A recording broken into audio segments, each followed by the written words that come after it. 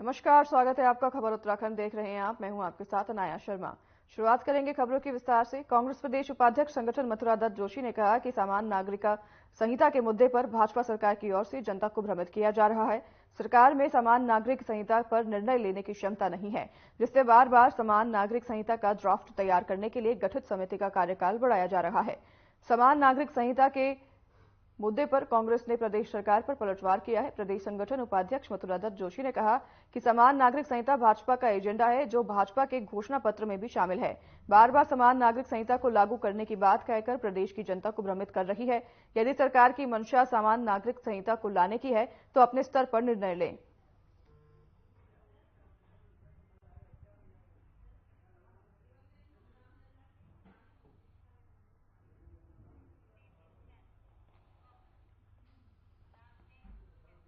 बाईस तारीख को अयोध्या में राम मंदिर प्राण प्रतिष्ठा की भव्य तैयारी हो चुकी है। वहीं बीजेपी ने लोकसभा चुनाव की जीत को लेकर भी माइक्रो प्लान तैयार कर लिया है।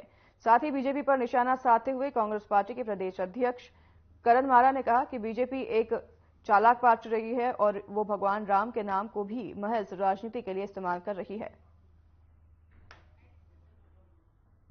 कांग्रेस प्रदेश अध्यक्ष का बीजेपी पर हमला, उन्होंने बयान दिया है। बयान देते हुए उन्होंने कहा कि बीजेपी एक चालाक पार्टी है और वो राम को राजनीति के लिए इस्तेमाल कर रही है। लोकसभा चुनाव की तैयारियां जोरों पर है, जिसको लेकर अब विपक्ष और पक्ष एक दूसरे पर बयान करते नजर आ रहे हैं, जिसके चलते कांग्रेस प्रदेश अध्यक्ष का भी बयान सामने आया है। उन्होंने बीजेपी पर हमला किया है। करण मारा ने बीजेपी को चालाक पार्टी बताया है बयान देते हुए।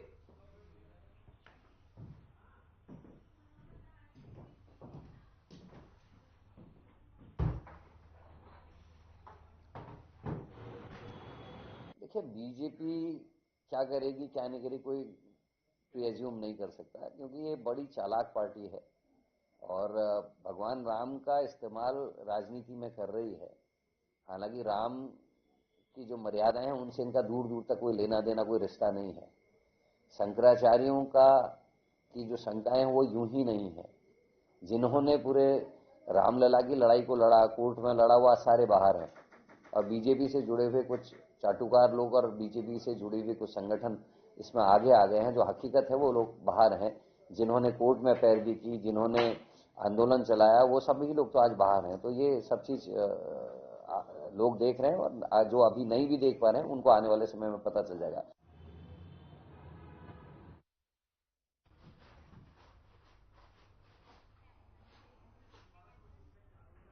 माता सुरकंडा देवी के उपासक अजय विजयवान ने अयोध्या में राम जन्मभूमि पर भगवान श्री राम दरबार की प्राण प्रतिष्ठा को लेकर राजनीतिक दलों से राजनीति नहीं करने की अपील की है। उपासक अजय विजयवान का कहना है कि भगवान श्री राम दरबार की प्रतिष्ठा को लेकर राजनीति करने से सनातन धर्म का अनादर होगा और दूसरे धर्म के लोग इसका फायदा उठाने की कोशिश करेंगे।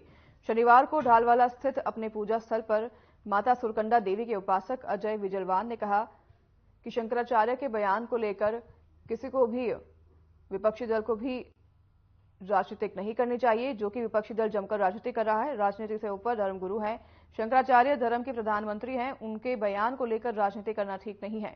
शंकराचार्य भगवान शंकर के रूप में विराजमान हैं और उनके बयान पर राजनीति करना भगवान शंकर की तीसरी आंख को छेड़ने के जैसा है।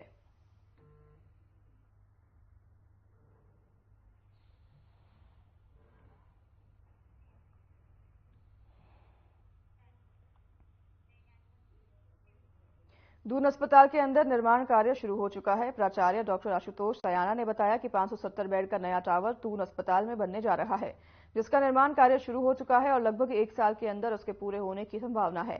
साथ ही उन्होंने बताया कि इससे मुख्य रूप से पीडियाट्रिक्स विभाग, स्त्री एवं प्रसूति रोग विभाग, बाल रोग विभाग, सर्जरी विभाग एवं ऑर्थोपेडिक्स, मुख्य रूप से इन चारों विभागों को उसमें शामिल करने का प्रावधान किया गया है।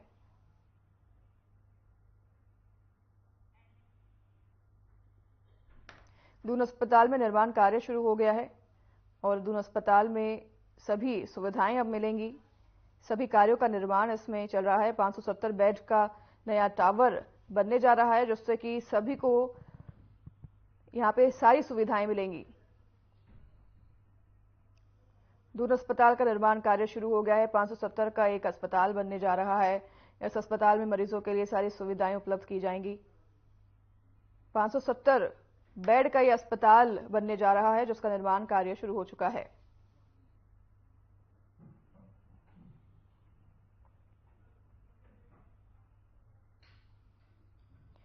दून अस्पताल का निर्माण कार्य शुरू हो चुका है। 570 के बेड के साथ इस टावर का निर्माण कार्य शुरू हो गया है और दून अस्पताल जल्द ही बनकर तैयार होगा।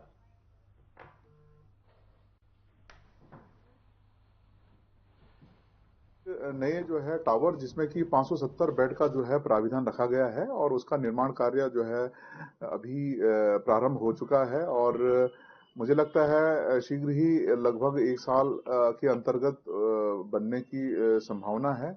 इस टावर में हम मेनली गायनेकोलॉजी डिपार्टमेंट जिसमें स्त्री रोगों का इलाज किया जाता है और पीडियाट्रिक्स डिपार्टमेंट, बच्चों का डिपार्टमेंट और सर्जरी विभाग और ऑर्थोपेडिक्स, इन मेन 4 विभागों को जो है उसमें स्थान देने का प्रावधान किया है।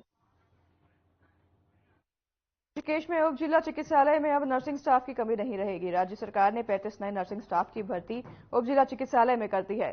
सभी नर्सिंग स्टाफ को स्वास्थ्य मंत्री धन सिंह रावत ने अपने हाथों से नियुक्ति पत्र सौंपा है और उन्हें ईमानदारी और निष्ठा के साथ ड्यूटी करने के लिए भी कहा है। इसी के साथ स्वास्थ्य मंत्री धन सिंह रावत ने बताया कि ऋषिकेश का उप जिला चिकित्सालय पूरे पहाड़ के लोगों के लिए जीवन दान देने वाला है और यहां पर लंबे समय से नर्सिंग स्टाफ की कमी चल रही थी, जिसे सरकार ने पूरा कर दिया है।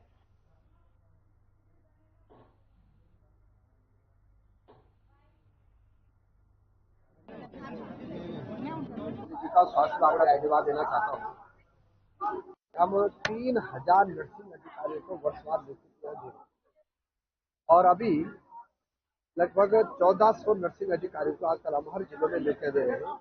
आज 35 नर्सिंग अधिकारियों को हमने रिश्ते दिए हैं।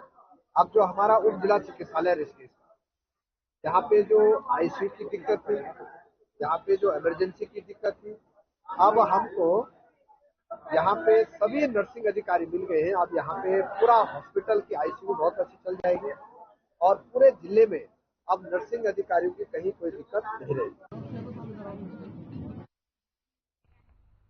रामनगर रोड स्टेडियम के पास भगवती स्वीट्स में गैस सिलेंडर लीकेज से पूरी दुकान जलकर राख हो गई। इसकी सूचना फौरन फायर स्टेशन को दी गई। फायर स्टेशन प्रभारी चंदन सिंह बीस्ट दमकल गाड़ी के साथ मौके पर पहुंचे। भारी मशक्कत के बाद आग पर किसी तरह काबू पाया गया। वहीं जानकारी के अनुसार आग से लगभग 1.5 लाख रुपए का नुकसान बताया जा रहा है।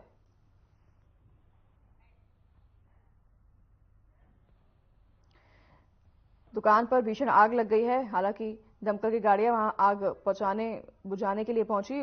बताया जा रहा है कि सिलेंडर लीकेज की वजह से ये आग लगी और दुकानदार का काफी नुकसान इसमें हुआ है। 1.5 से 2 लाख का नुकसान बताया जा रहा है। हालांकि दमकल की गाड़ियां मौके पर पहुंची और आग पर काबू पा लिया गया, लेकिन इस भीषण आग में दुकानदार का 1 से 2 लाख का सामान जलकर राख हो गया है। सिलेंडर लीकेज की वजह से ये आग लगने का कारण बताया जा रहा है। जो ही भीषण आग दुकान में लगी, सिलेंडर लीकेज होने की वजह से दुकान में भीषण आग लगी।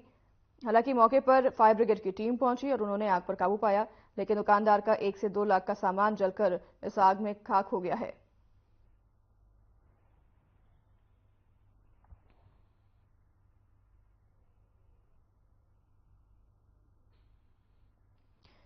सिलेंडर लीकेज की वजह से एक दुकान में भीषण आग लग गई और देखते ही देखते आग ने विकराल रूप ले लिया। हालांकि फायर ब्रिगेड की टीम मौके पर पहुंची और उन्होंने आग पर काबू पाया। बताया जा रहा है कि आग में दुकानदार का 1 से 2 लाख का सामान जलकर राख हो गया है। आग लगने की वजह सिलेंडर फटना बताया जा रहा है। हालांकि काफी मशक्कत के बाद दमकल की गाड़ियों ने आग पर काबू पा लिया है। दमकल के अधिकारी मौके पर पहुंचे और उन्होंने आग पर काबू पाया है।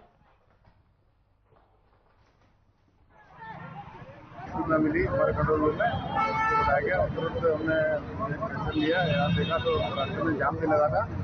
हम मौके पर पहुंच गए, आग को हमने कंट्रोल कर लिया है। नुकसान तो होता ही है। आग थोड़ा सा पता अपनी जानकारी लेंगे आग कैसे लगी है, कैसे लगी आग, शॉर्ट सर्किट लगी या गैस सिलेंडर से लगी आग, हम सर का भी सहयोग रहा और हमारे कर्मचारियों का भी सहयोग रहा। सर लगभग नुकसान कितना हुआ है सर?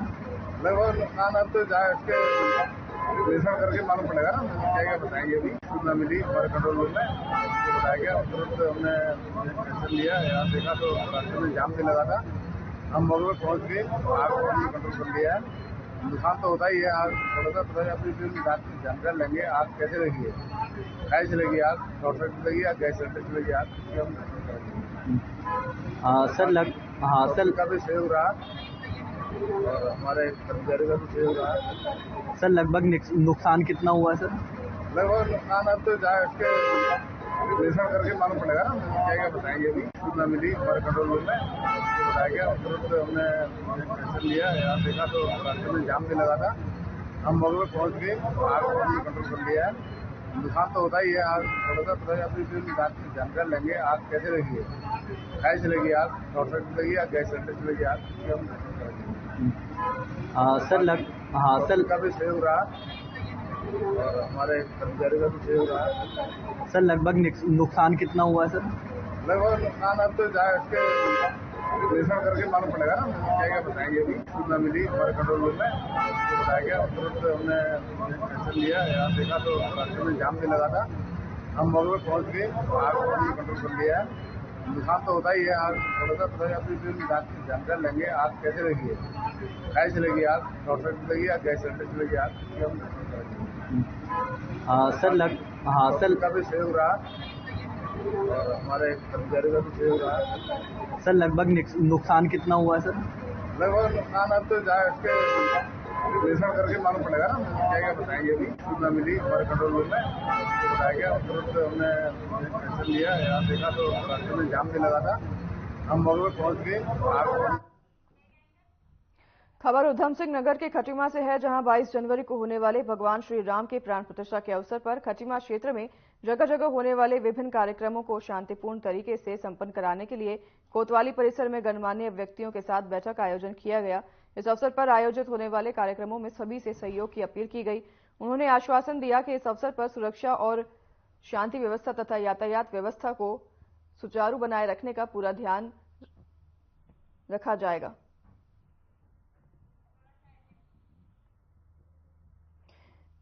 बाईस तारीख को होने वाली प्राण प्रतिष्ठा को लेकर जगह जगह पर सुरक्षा तैनात कर दिए गए हैं और प्रशासन भी अलर्ट मोड पर है, जिसको लेकर एक बैठक की गई जिसमें सुरक्षा के इंतजाम को लेकर चर्चा की गई। प्राण प्रतिष्ठा के दिन की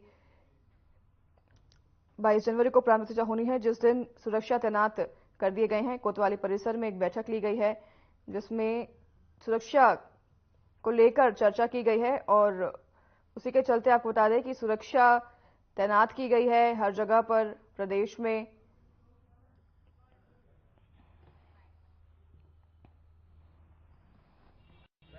देखिए, ये काफ़ी पुरानी परंपरा है और ये कोई भी त्यौहार, बड़े त्यौहार आते हैं और कोई भी आयोजन होते हैं थाना क्षेत्र में, तो उसमें जो थाना क्षेत्र के संभ्रांत लोग हैं, अन्य अलग अलग संस्थाओं से जुड़े हुए लोग हैं, उनको थाने में बुला के उनके साथ उस त्यौहार या उस पर्व को सकुशल संपन्न कराए जाने के लिए मंत्रणा की जाती है। ये काफ़ी पुरानी परंपरा है। इसी परंपरा के तहत आज सभी संभ्रांत लोगों को बुलाया गया, उनके साथ चर्चा की गई। आगामी जो हमारा 22 नवंबर को प्राण प्रतिष्ठा का कार्यक्रम है, उसमें थाना क्षेत्र में विभिन्न कार्यक्रम होने हैं, तो उसी के दृष्टिगत उन कार्यक्रमों को सकुशल संपन्न कराने के लिए सभी लोगों से मंत्रणा की गई ताकि सुव्यवस्थित होकर कार्यक्रमों को संपन्न कराया जाए।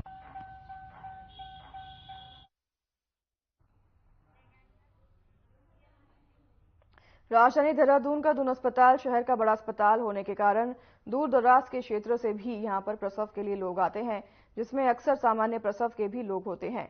इस बात को लेकर दून अस्पताल के डीएमएस डॉक्टर धनंजय डोभाल ने कहा कि हमने गायनी विभाग से बात कुछ माह का डेटा मंगाया है और ऐसा देखने में आया है कि अक्सर पेरिफेरल अस्पताल सामान्य डिलीवरी वालों को भी यहां पर रेफर कर देते हैं, जिससे कि क्रिटिकल डिलीवरी वाले मरीजों को परेशानी का सामना करना पड़ता है। साथ ही उन्होंने कहा कि इसको लेकर पूर्व में भी हमने सीएमओ को पत्र लिखा, जिसमें कहा गया कि सामान्य डिलीवरी वालों को पेरिफेरल अस्पताल अनावश्यक दून अस्पताल रेफर न करें, क्योंकि इससे गंभीर प्रसव वालों को बेड उपलब्ध होने में परेशानी आती है।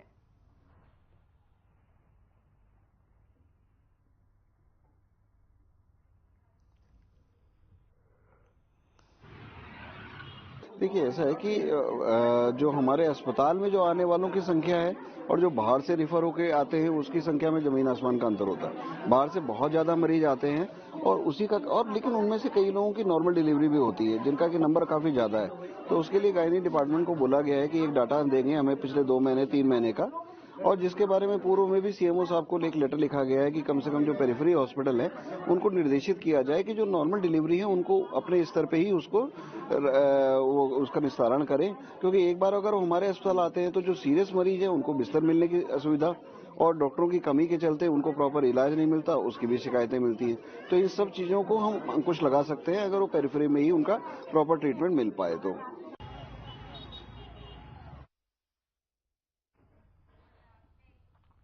देहरादून के मुख्य नगर स्वास्थ्य अधिकारी डॉक्टर अविनाश खन्ना ने दून स्वच्छता सर्वेक्षण में देहरादून को मिली खराब रैंकिंग के पीछे अति आत्मविश्वास को वजह बताया है। उनका कहना है कि पिछले कुछ वर्षों में देहरादून नगर निगम ने बेहतर प्रदर्शन किया, लेकिन इस बार हम एक ही कदम आगे बढ़े हैं।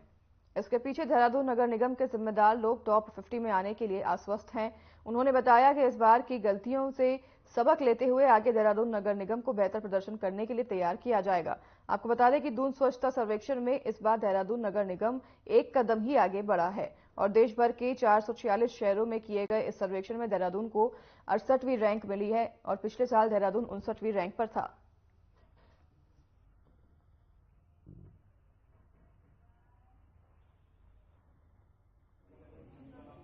देखिए पिछले कई वर्षों से 2-3 वर्षों से हम लोग लगातार रैंकिंग में काफी अच्छी सुधार कर रहे थे, परंतु इस बार केवल हम लोग 69 से 68 पे आए।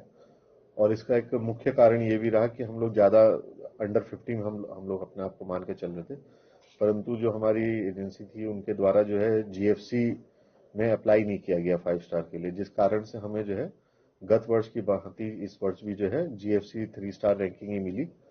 और इसके परिणाम स्वरूप जो है हमारे यहाँ जीएफसी की जो इंस्पेक्शन होती थी वो नहीं आई, जिस कारण से हमें जो उसमें न्यूनतम अंक होते हैं वही मिले, जिस कारण से हमारा जो रैंकिंग में जो एक और अच्छा काफी सुधार हो सकता था वो नहीं हो पाया। वैसे अभी हम लोगों की रैंकिंग में सुधार ही की तरफ बढ़े और इस वर्ष हम लोग इसमें और दूसरी एजेंसीज को भी इन्वॉल्व करके जो है ये सुनिश्चित करेंगे कि सभी हमारे जो प्रमाण पत्र है वो समय से जो है अपलोड हो सके।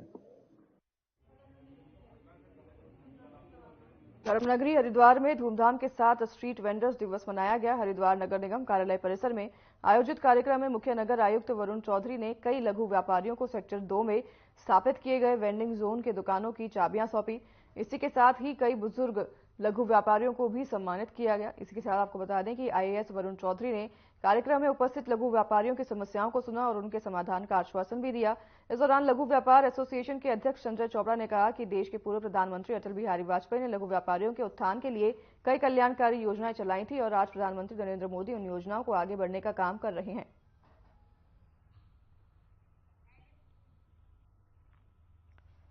आईएएस वरुण चौधरी कार्यक्रम में पहुंचे जहां पर उन्होंने दुकानदारों को सम्मानित किया है, स्ट्रीट वेंडर्स को सम्मानित किया है। नगर निगम कार्यालय में कार्यक्रम आयोजित किया गया था जिसमें सभी वेंडर्स भी शामिल हुए थे और स्ट्रीट वेंडर्स दिवस मनाया गया जिसमें सभी दुकानदारों को, खासकर वृद्ध दुकानदारों को सम्मानित किया गया।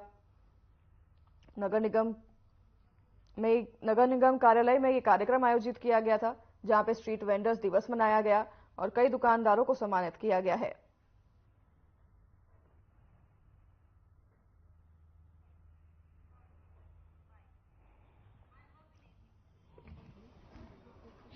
यूटिलिटी से रिलेटेड प्रॉब्लम्स हैं, जैसे कुछ जगह टॉयलेट्स का इशू बताया गया है, कुछ जगह पे बताया है कि रोड पे रिपेयर की आवश्यकता है, तो ये हमने नोट कर लिया है और इसमें हम मौके पे निरीक्षण करके इसका जल्द ही निस्तारण इसका कर देंगे समस्या को। ऑब्जेक्टिव है वो ये है कि जो पूरा प्रोसीजर है वो एक सिस्टमैटिक तरीके से हो। इसमें हम लगातार वेंडर्स एसोसिएशन के साथ बात भी कर रहे हैं और भविष्य में जो हमारी अप्रोच रहेगी वो ये रहेगी कि जो एरिया जो डिमार्केट किया गया है वो क्लियरली डिमार्केशन हो ताकि उसमें किसी तरह का अतिक्रमण ना हो, ना वेंडर्स की तरफ से ना किसी ऐसे व्यक्ति की तरफ से जो वेंडिंग जोन में अधिकृत नहीं है अपनी।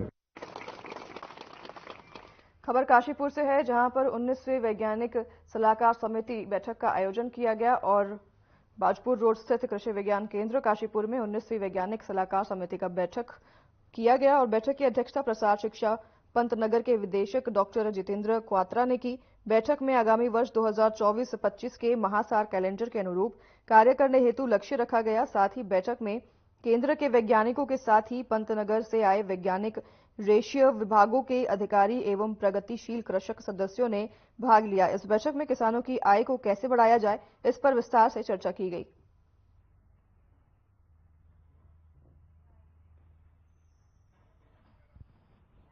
जो कृषि विज्ञान केंद्र हैं, इनका जो हमारा जो मैंडेट है, ये है कि जो हमारा रिसर्च हुआ है, जो हमारी प्रयोगशालाओं में, लैब में, ये कैसे किसानों तक पहुंचे, इस बारे में चर्चा हुई और इसको आगे इस वर्ष क्या कार्यक्रम लिए जाए, उस पर चर्चा हुई।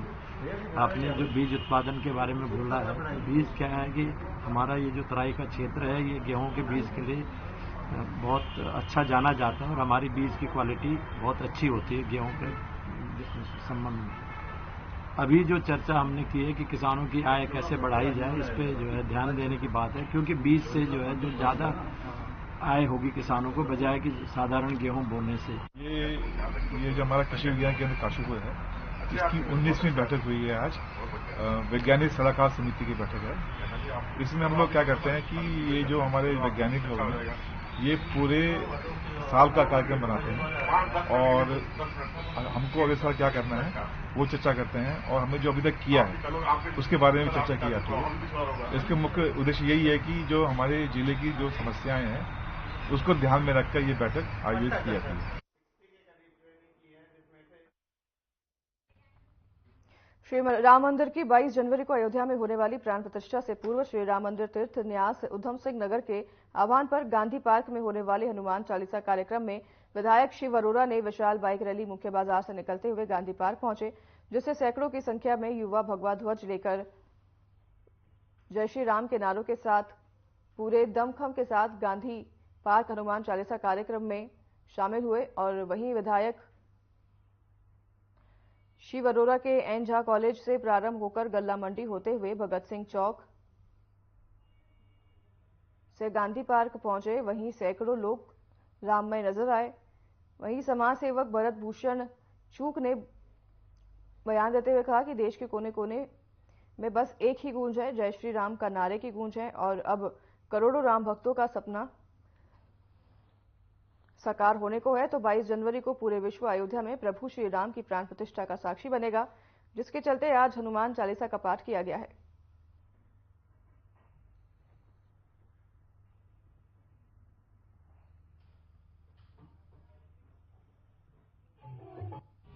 माताएं, बहनें, आप सबके सानिध्य में, निर्देशन में हम लोग आज साधु संतों, पूज्य साधु संतों के आशीर्वाद से हमारे मातृ संगठन राष्ट्रीय स्वयंसेवक संघ द्वारा एक कार्यक्रम रखा गया गांधी पार्क में, क्योंकि गांधी पार्क मध्य शहर के अंदर है, तो यहाँ से एक मैसेज जाएगा और सभी लोग आज से 3 दिवसीय लगभग कार्यक्रम शुरू हो चुके हैं, जो अयोध्या में, क्योंकि अभी मना किया गया अयोध्या कोई ना जाए, हम 22 तारीख के बाद सब लोग अयोध्या पहुंचेंगे, तो उसी को लेकर सब लोग आज एक सामूहिक हनुमान चालीसा का पाठ साधु संतों, भाई जी, गुरुओं के निर्देशन में यहाँ चल रहा है, शुरू हो गया है। और कल से शोभा यात्रा, कलश यात्रा, राम भगवान की यात्राएं पूरी बस्तियों में, मोहल्लों में निकलेंगी, जगह जगह पूरे शहर में ध्वज लग रहे हैं। तो बड़े आनंद में है, उल्लास में है। 500 वर्ष की प्रतीक्षा के बाद भव्य प्रभु श्री राम का मंदिर 22 जनवरी को अयोध्या में बन रहा है। उसकी प्राण प्रतिष्ठा देश के यशस्वी प्रधानमंत्री नरेंद्र मोदी जी, सरसंघचालक मोहन राव भागवत जी, अनेक महापुरुष कर रहे हैं। आज उसी आनंद में इस गांधी पार्क में हजारों हजार की संख्या में राम भक्त उपस्थित हैं। हनुमान चालीसा का पाठ होगा और 22 जनवरी को हर गली, हर मोहल्ले, हर मंदिर में आनंद के साथ सुंदरकांड, हनुमान चालीसा, भंडारा, प्रसाद वितरण और एलईडी और टीवी के माध्यम से उस भव्य प्राण प्रतिष्ठा के सब साक्षी बनेंगे। ये हमारी पीढ़ी के लिए आनंद का विषय है कि हमारी पीढ़ी को अवसर मिल रहा है। सभी लोग उस दिन दीपोत्सव मनाएंगे। 22 जनवरी को राम मंदिर के उद्घाटन को लेकर देश भर में हर्षोल्लास का माहौल बना हुआ है। इसी कड़ी में राजधानी देहरादून के परेड ग्राउंड से रेंजर्स ग्राउंड तक भाजपा कार्यकर्ताओं द्वारा विशाल शोभा यात्रा निकाली गई। इस दौरान सैकड़ों की तादाद में लोगों ने प्रतिभाग किया, जिसके साथ मुख्यमंत्री पुष्कर सिंह धामी ने भी प्रतिभाग किया। वहीं इसके साथ टिहरी सांसद माला राज्यलक्ष्मी शाह और कैबिनेट मंत्री गणेश आशा भी मौजूद रहे। इस बीच संस्कृति विभाग की राज्य मंत्री मधु भट्ट ने कहा कि पूरा उत्तराखंड अब राजमय हो गया है और प्रभु श्री राम के विराजमान होने की खुशी के रूप में सभी जगह भगवा रंग दिखाई दे रहा है। साथ ही उन्होंने कहा कि पूरा विश्व भी सनातन धर्म को अपना रहा है और इसी तरह 22 जनवरी को भी इससे भी भव्य और दिव्य आयोजन होगा।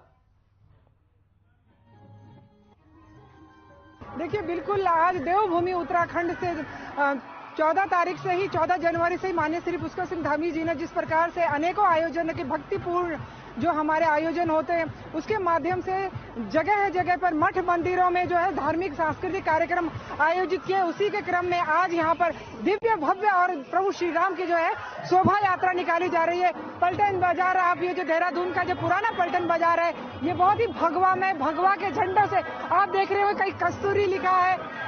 किस प्रकार से पूरा जो है राम में जो है ये भगवा में पूरा ये उत्तराखंड देवभूमि हो गया है। आने वाले समय में जिस प्रकार से पूरा विश्व इस सनातन संस्कृति को जो वसुधैव कुटुंबकम की संस्कृति है इसको अपना रहा है, ऐसे ही जो है हमारी जो विश्व की जो है अनुपम जो संस्कृति है उसकी छटा यहाँ से बहने जा रही है। सभी के लिए आज का दिन बहुत महत्वपूर्ण है। गंगा के प्रभारी सरोज डिमरी ने आज शहर में स्वच्छता अभियान चलाया। स्पर्श गंगा टीम ने शहर में स्वच्छता अभियान चलाया गया। स्वच्छता अभियान का शुभारंभ स्पर्श गंगा टीम के प्रभारी सरोज डिमरी ने झाड़ू लगाकर किया और हरिद्वार रोड से साफ सफाई करते हुए स्पर्श गंगा की टीम त्रिवेणी घाट तक गई। गंगा घाट पर फैले हुए कचरे को स्पर्श गंगा की टीम ने एकत्रित किया। तो वहीं स्पर्श गंगा टीम की प्रभारी सरोज डिमरी ने बताया कि 22 जनवरी को अयोध्या में राम जन्मभूमि पर भगवान श्री राम दरबार की प्राण प्रतिष्ठा होनी है। इसी खुशी में स्पर्श गंगा की टीम ने शहर में स्वच्छता अभियान चलाया है। यह स्वच्छता अभियान लोगों के लिए एक संदेश है कि वह भगवान श्री राम के अयोध्या में विराजमान होने की खुशी में अपने शहर को साफ रखें और 22 जनवरी को अपने घरों में दीप जलाकर भगवान श्री राम का स्वागत करें।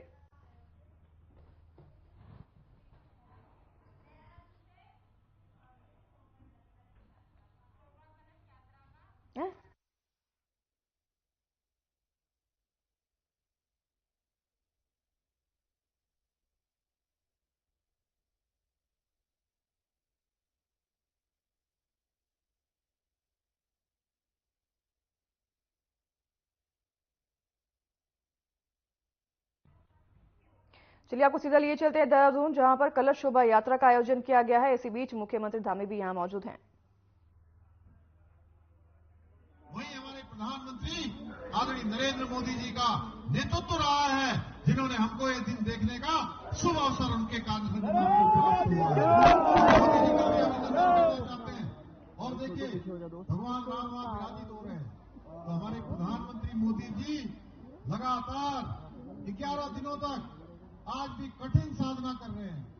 वो जमीन पर सो रहे हैं, अन्न उन्होंने त्याग रखा है, जल उन्होंने त्याग रखा है, केवल नारियल पानी पीकर देश की साधना कर रहे हैं, भगवान राम की स्तुति कर रहे हैं कि हमारा भारत आने वाले समय में विश्व को नेतृत्व देने वाला भारत बने, दुनिया को दिशा देने वाला भारत बने। ऐसी भारत की कल्पना और ऐसी संकल्पना के लिए वो अपने एक एक तिल एक एक क्षण और एक एक प्रतिक्षण को समर्पित कर रहे हैं। मैं आज के अवसर पर आप सब लोगों का बहुत धन्यवाद करना चाहता हूं, आदरणीय चमोली जी का, कि उन्होंने इतने शुभ कार्य में आप सबके बीच में मुझे भी आने का सौभाग्य प्रदान किया। तो फिलहाल इस बुलेटिन में हमारे साथ बस इतना ही। नमस्कार।